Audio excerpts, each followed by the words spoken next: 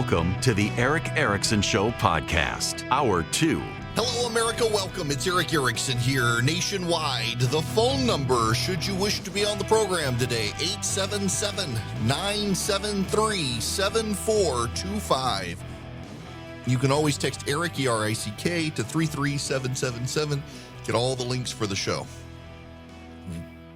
We are 25 days away from a government shutdown. Shut it down. Now, I occasionally voice ideas on this program my audience disagrees with. There is a segment of my audience that abhors the idea of a government shutdown, much as there is a portion of my audience that thinks speed cameras around schools are a good thing. Do you know, as an aside, I one time had somebody chew me out for my opposition to those speed cameras around schools. Where I am here in Georgia now, there are these cameras, and you would think that they work during the school zone, except they don't. They're all day long. And if you go within 10 miles an hour, there could be no kid in sight, absolutely nothing. The school could be so far set back from the road, and they put that camera. It's just a scam, and there's no due process, and it's a tax on poor people. I am so vehemently opposed to the red light cameras and the automatic speed detection as opposed to having police. It's such a constitutional violation, I believe. And I've got friends of mine who are like, I thought you were off your rocker, and then it happened to me. It shouldn't have to happen to you to know they're wrong. But as much as I have people who disagree with me on that one, there are a lot of people who listen to this program who very much disagree with me on government shutdowns. I happen to be a big fan of government shutdown. We are safe when the government is shut down. You will note back when Donald Trump was president and the government shut down, how you never really felt like things were shut down. The post office still delivered the mail. The national parks were still open. The monuments in Washington, D.C. were open. When Democrats are president, Democrats make the shutdown as punitive as possible to the American public. They want you all to feel pain, hoping that you will demand that your representatives and senators feel the pain and open things back up. Shut it down. Shut down the government. Our government refuses to take seriously the border. Our government would prefer to teach our Border Patrol agents and members of our military to play pronoun games than to protect and defend the United States of America. Our government continues to spend lavishly on woke projects, but won't take seriously defending us from cartels and the fentanyl trade. Our government dumped a lot of money into the economy for COVID and hasn't called it all back that was unspent, and is headed towards, again, trying to get us into masks. So we're already out there with Tony Fauci. He was on TV this week, and everybody's got to mask up again. He may not be in the government, but the Biden administration listens to him. Shut it down.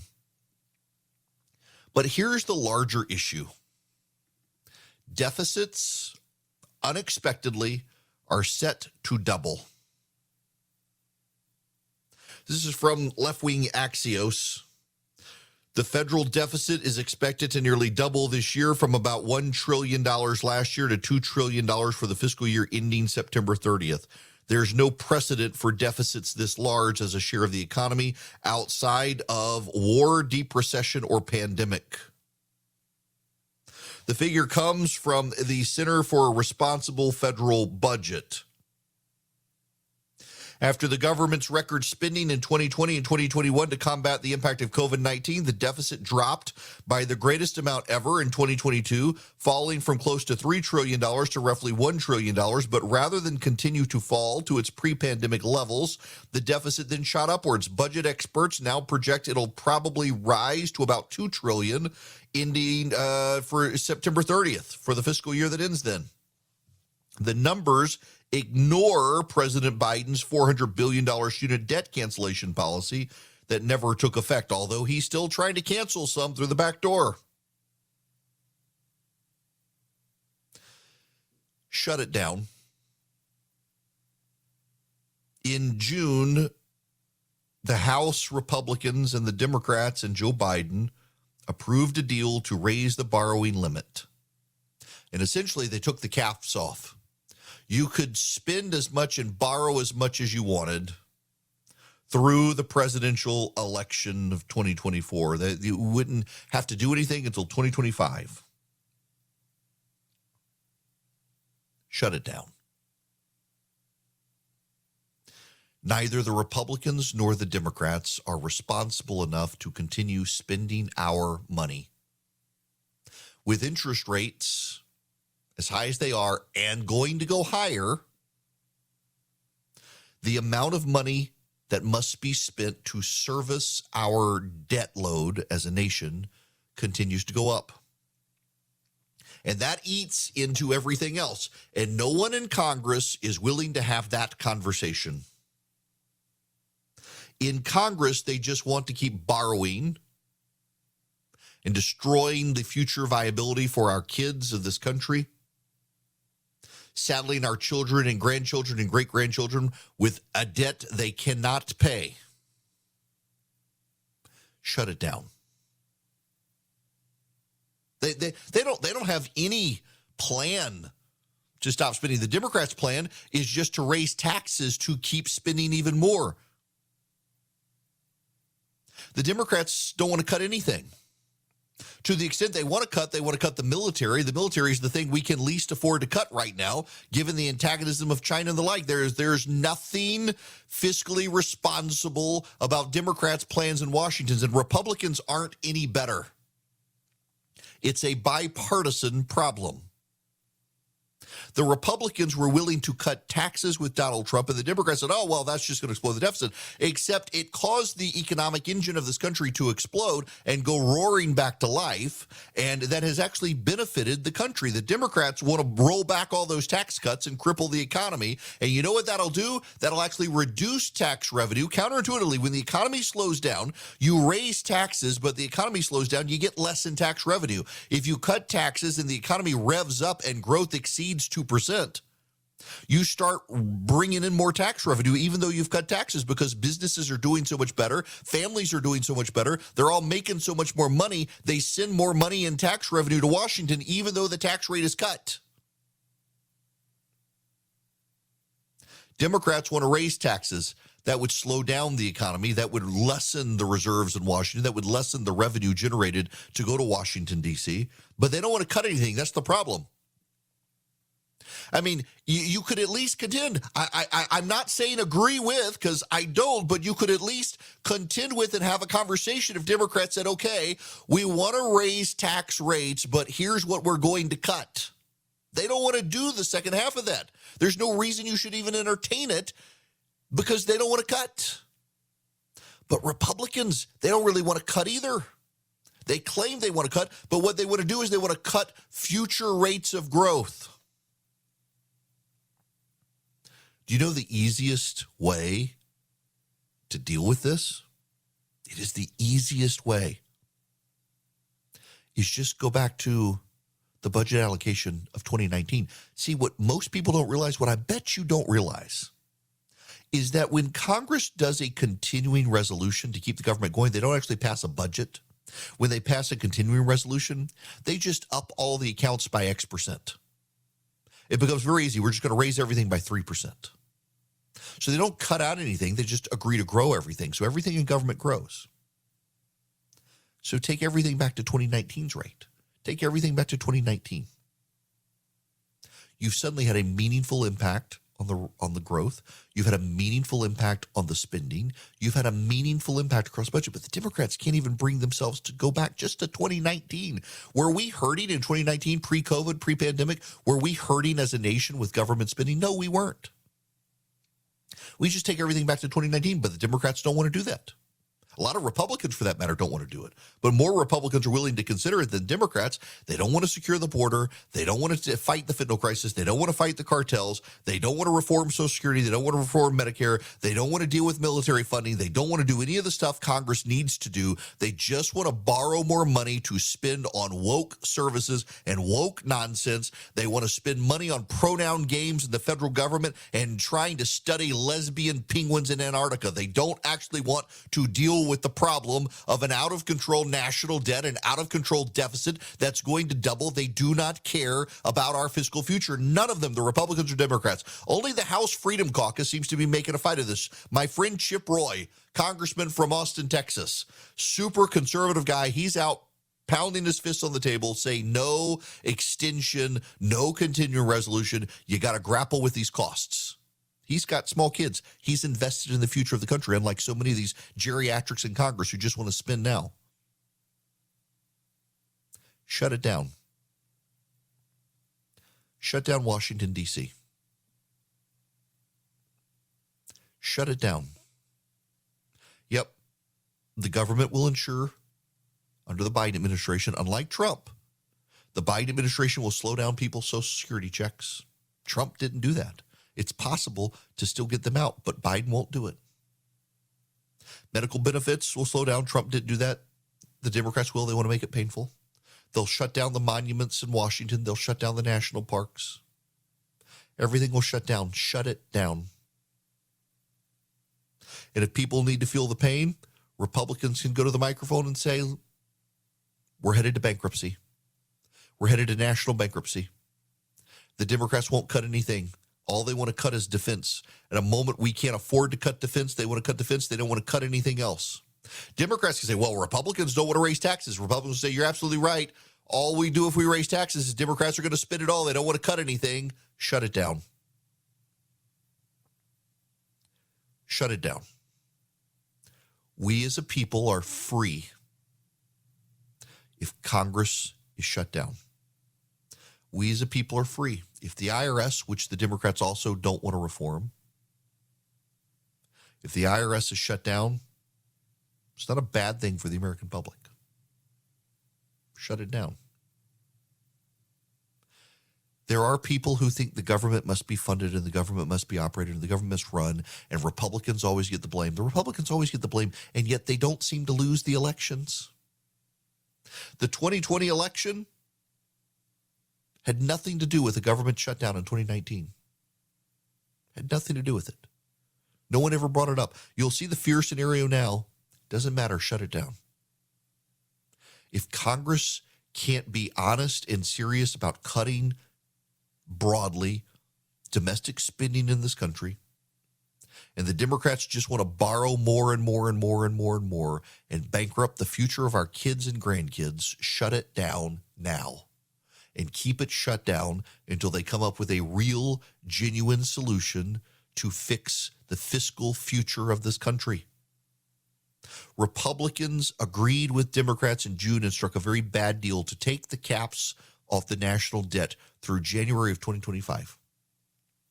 And the Democrats have said, hold our beer, watch us now. And when we get to September 30th, our deficit, unexpectedly surprising everyone, is going to double from $1 trillion to $2 trillion. And guess where that goes? The national debt. Nobody in Washington seems to care, other than people like Chip Roy and the House Freedom Caucus. Shut the government down and don't reopen it until you have a plan for real, actual, not future spending cuts, but real, meaningful, current spending cuts. We cannot survive long as a country headed down this fiscal path, and the debt service is going to keep growing unless we shut it down. I am a small businessman. The company that I run for my radio show, it's a small business. I've got employees. I don't have HR. You may be in that situation and you may really need HR. Well, you may want to talk to Bambi. When running a business, your employees can create all sorts of interesting situations and they could get you in trouble. What happens when two employees are squabbling? One of them smells bad all the time. What do you do? How do you navigate the rules? With Bambi, you get access to your own dedicated HR manager starting at just $99 a month. They're available by phone, email, real-time chat, Onboarding and terminations run smoothly. Team members reach peak performance. Your business stays compliant with changing HR regulations. Let Bambee handle your employees for you. Their HR autopilot automates important HR practices like setting policies, training, and feedback. Listen, you want U.S.-based HR managers who give you experience, expertise, a personal touch you need to make it seem like they're a part of your team. They could cost $80,000 a year, but Bambee starts at $99 a month. Schedule your free conversation today to see how much Bambee can take off your plate. Go to Bambee.com right now. Type in Eric Erickson under podcast when you sign up. It'll help you. It'll help your company grow. It'll help you keep peace of mind. It's spelled B-A-M-B-E-E. BAM, B-E-E.com. Bambee.com. Type in Eric Erickson. Hello and welcome. It is Eric Erickson here across the nation. The phone number 877-973-7425. Should you wish to be on the program, happy to have you. Let's jump to the phones here. Randy, you're up next. Welcome. Yes, good afternoon, sir. Hi there. How are you?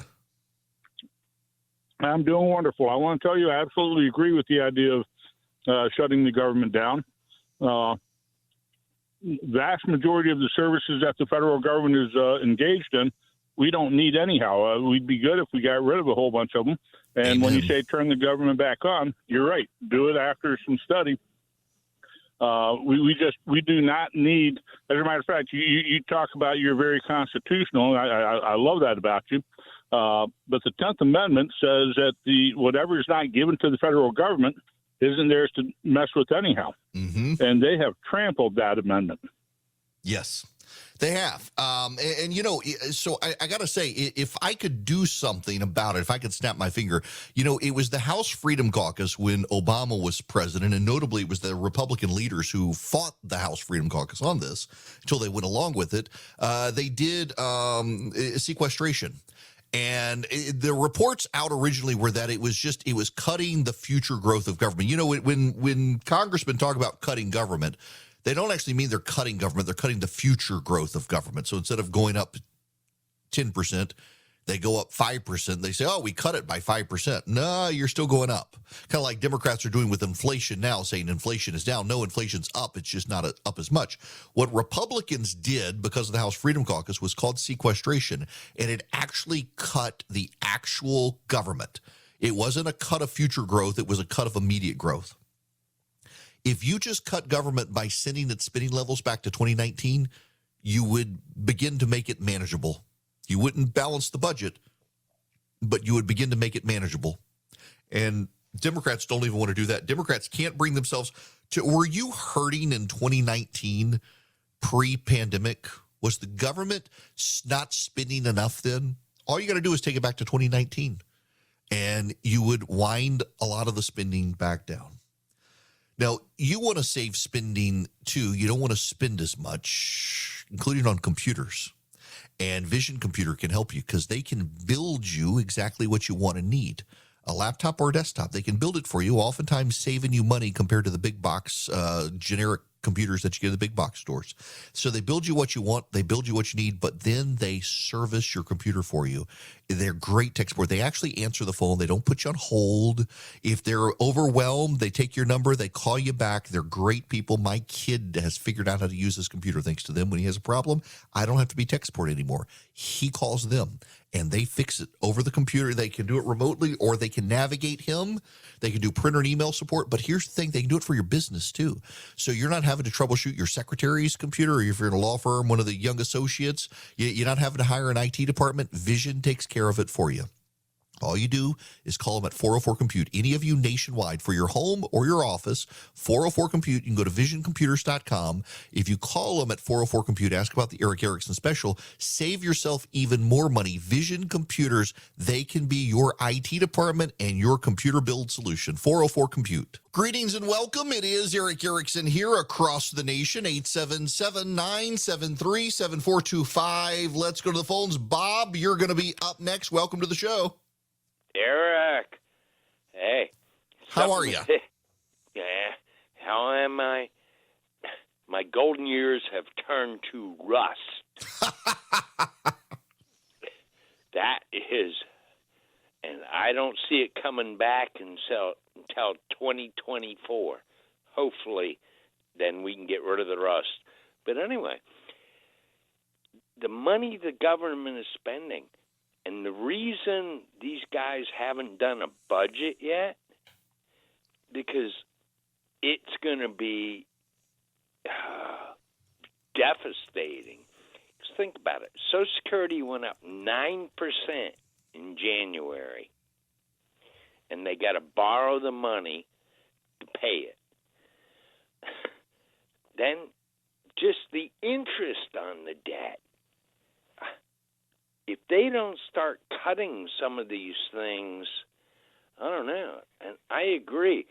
Close the government down.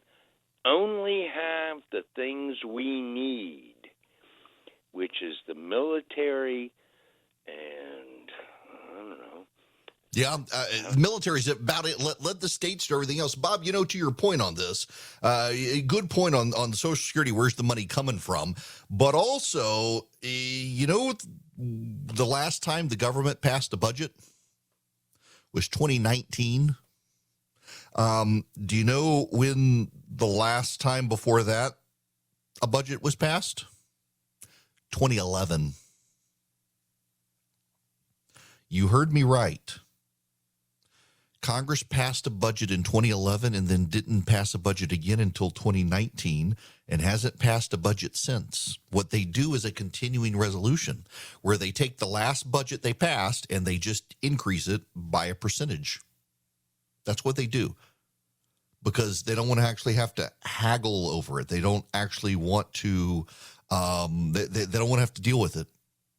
It's remarkable that this is where our government goes. The House and the Senate tend to not actually pass budgets. That the government technically passed the American Rescue Plan of 2021, but it wasn't actually a real budget. It was based on the Budget Act of 2019. And same thing, that they haven't passed one yet. It's absurd. And of course, in the 2011 budget plan that they passed with sequestration has lapsed now. And so Katie barred the door on spending. We got to do something, but nobody wants to do it. I say just shut it down or go back to the spending from 2019. Rita, you're going to be up next. Welcome to, Rita nope, sorry. That went too quick. Rita, there you are. Sorry, I wasn't paying attention. You were talking to the call screener, and I clicked the call. Well, let's see. Well, Rita, there you are. Hi there. Hello, how are you? Good. My point is on the federal shutdown. Do federal employees still get paid when they go back to work? Do they get back pay? Yes. I believe. Yep. Yeah, so what does it get us? Well, I mean, that's just it. They're essentially furloughed. They sit out for a while. They don't get a paycheck. And most companies, banks, mortgage lenders, and the like are accommodating to federal employees who they're not getting money. And then they go back to work and Congress passes a bill and makes the pay retroactive. So they get their back pay. So the federal employees aren't actually hurt. It's difficult for them for some weeks to make ends meet for the federal employees. And the government, of course, uses the sob story on all of that, but they'll get their back pay. They need to shut it down. Let me talk about something else that needs to be shut down. While we're on the subject of shutting things down, Democrats are seriously considering the 14th Amendment to stop Donald Trump from being eligible to run for president of the United States. Let me read for you Section 3 of the 14th Amendment. No person shall be a senator or representative in Congress or elector of president and vice president or hold any office, civil or military, under the United States or under any state who, having previously taken an oath as a member of Congress or as an officer of the United States or as a member of any state legislature, or as an executive or judicial officer of any state to support the Constitution of the United States, shall have engaged in insurrection or rebellion against the same, or given aid or comfort to the enemies thereof, but Congress may, by a vote of 2/3 of each house, remove such disability. You got that? You can't be an elected office holder nationally or at a state level if you've engaged in insurrection or rebellion against the United States or given aid and comfort to the enemies of the United States. This was enacted after the Civil War. And it very clearly applied to the Southern Confederate states after the Civil War. There were a lot of members, and by the way, Congress overwhelmingly allowed these people back in. Many of them held office in Southern states in and around and after Reconstruction. But there is this idea now that the third section of the 14th Amendment should be used to stop Donald Trump. In the same way, by the way, it's the same loud voices who argued that the 25th Amendment should stop Donald Trump when he was president, that the cabinet and the vice president should act to shut him down.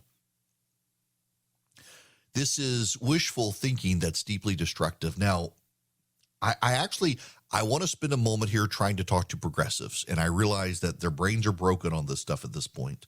And I know some, and they are absolutely unable to be reasoned with on this point. The way to stop Donald Trump is to beat him in an election. Now, I know if you're a progressive, because this is what they say. It says, well, we beat him last time, and look what happened. He launched an insurrection.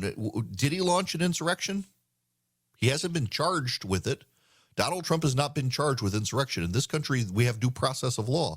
Are you going to be just like Donald Trump? You say Donald Trump engaged in insurrection. Where's the charge against him? Where's the due process conviction? It's not there. You haven't convicted him of anything related to January 6th.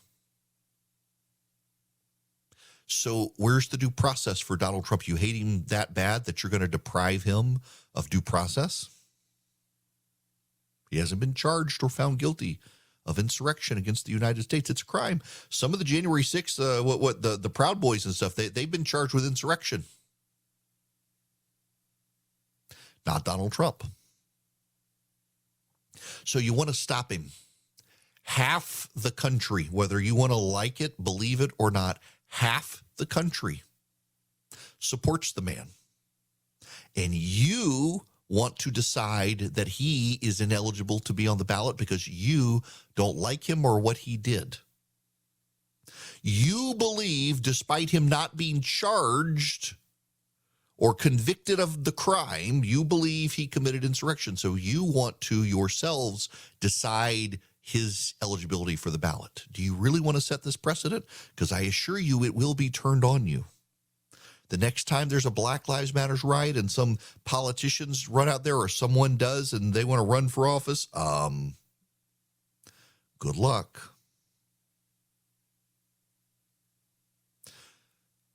This is a bad precedent.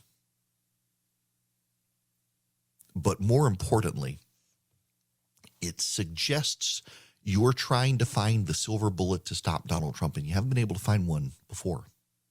You're trying to short circuit the process because you don't actually believe the Democrats can beat him. You say you work yourself up into the same apologetics that a lot of Trump supporters do. You're no better than the Trump supporters in this regard. The Trump supporters look at all the polling that shows pretty consistently Joe Biden wins, and they're like, well, no, the polling's flawed. No, polling's flawed. It's wrong. Of course he can. Nobody else can. None of these other Republicans can. None of them can turn the tide. And you on the Democratic side says, well, I mean, who cares what the polling says? The 14th Amendment, we're going to stop it. I've got my law professor who says the 14th Amendment. I've got Judge Michael Ludig who says. There are also lots of people on the other side who say no. Can you imagine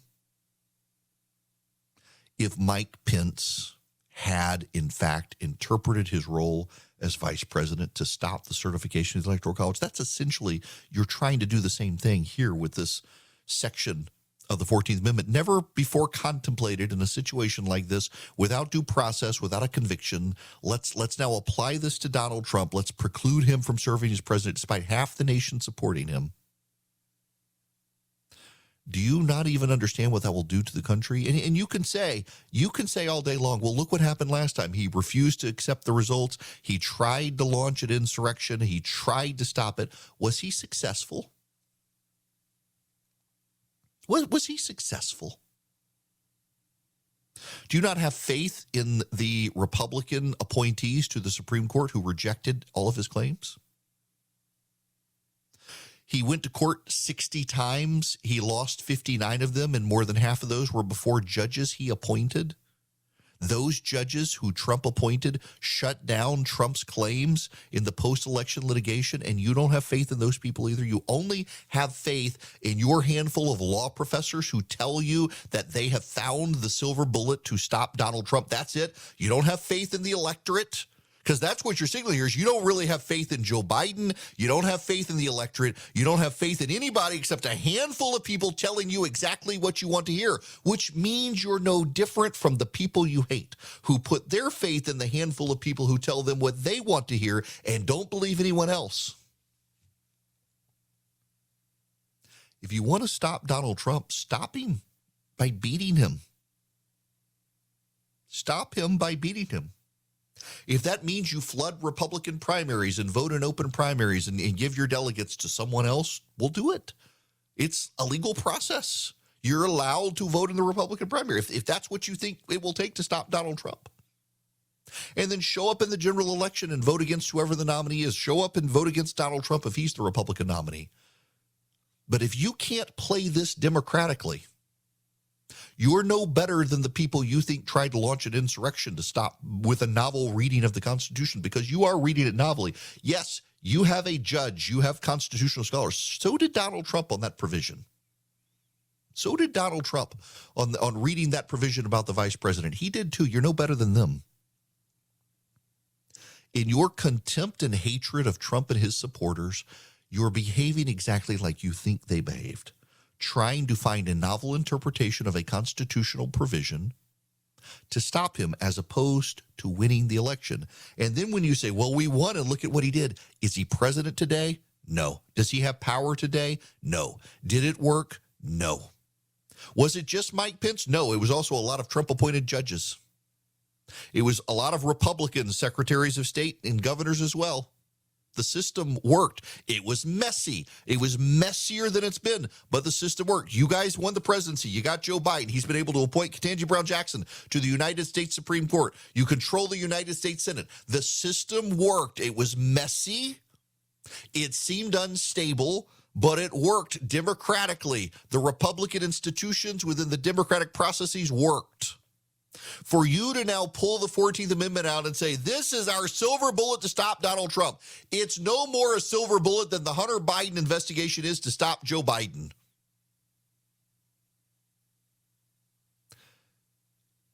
Your contempt of the other side is leading you astray. And in so doing, if you go down this path and you start having secretaries of state in the various states agree with you, you are destroying the very country you think you're trying to save. Because I assure you, if you find people to do this, it's no different than having a vice president do what Mike Pence did not. And you will be the ones pushing the republic over the edge, not Donald Trump. He tried, you think, but he didn't succeed. If you do this and you succeed, you're destroying the very country you think you're going to save. And I don't know that you actually care, because you hate the other side so much, you probably would be fine with that. And that's a whole deeper problem, one that you're going to have to deal with, one that's causing more and more Americans to reject you, and one that explains the answer of why is it that a man like Donald Trump could be tied in the polls with Joe Biden. Because there are a lot of people who don't trust y'all with power, and you're proving that their concerns are right, just as you think they proved your concerns right. Look in the mirror, people.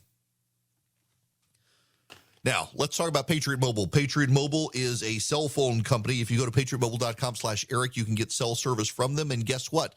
As their business grows, they grow their profits. And as their profits grow, they grow their giving to the conservative movement and the causes you care about. It's a great way to compound your giving to the conservative movement. You just go to patriotmobile.com/Eric. You move your cell phone service to them. You can also call them 972-PATRIOT. 972-PATRIOT. They have 100% U.S.-based customer service. You tell them I sent you. You get free activation. If you're a veteran, a first responder, an NRA member, a teacher, you got a lot of lines because you got multiple kids and they all need phones and you're paying for them, Patriot Mobile can save you some money.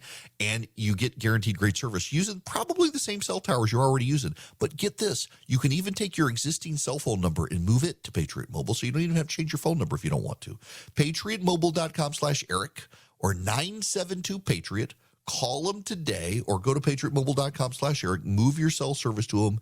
Get guaranteed great service, do business with a company that shares your values, and know you're growing the conservative movement when you do it. Greetings, welcome. It's Eric Erickson here. The phone number 877-973-7425. Those of you on hold, be patient with me. I do want to get to your phone calls. We just got a short segment here. Before I get to anything else, I just can I say amen and hallelujah? There's a report out, a poll by GE and Ipsos. 40% of entry-level employees say they don't see their CEOs walking the walk, and that workers want authentic internal communication. Can I just say, this is a pet peeve of mine when I talk to friends of mine in corporations, the legalese that CEOs use these days and that the C-suite uses generally. There's a lot of CYA, a lot of covering their mistakes, not owning up to something they did wrong, but also they're not authentic. They use these buzzwords and stuff, and it just drives me insane when I read it. Apple is probably the leader in authenticity. When they write stuff, it comes across as authentic and sincere, even when it's probably not. But so many corporations, my gosh, they just don't sound like real people. They sound like a Chat GPT wrote their letter for them, and employees nationwide have had enough. Maybe some businesses will listen to this. Hey guys, time to get in on the action for the biggest moments in basketball with Prize Picks, America's #1 fantasy sports app. Just select 2 or more players, pick more or less on their projections, place your entry, and win up to 100 times your money. Right now, Prize Picks will match your first deposit of up to $100. Just download the Prize Picks app and use the code GET100. That's code GET100 on Prize Picks for a first deposit match of up to $100. Prize Picks. Pick more. Pick less. It's that easy.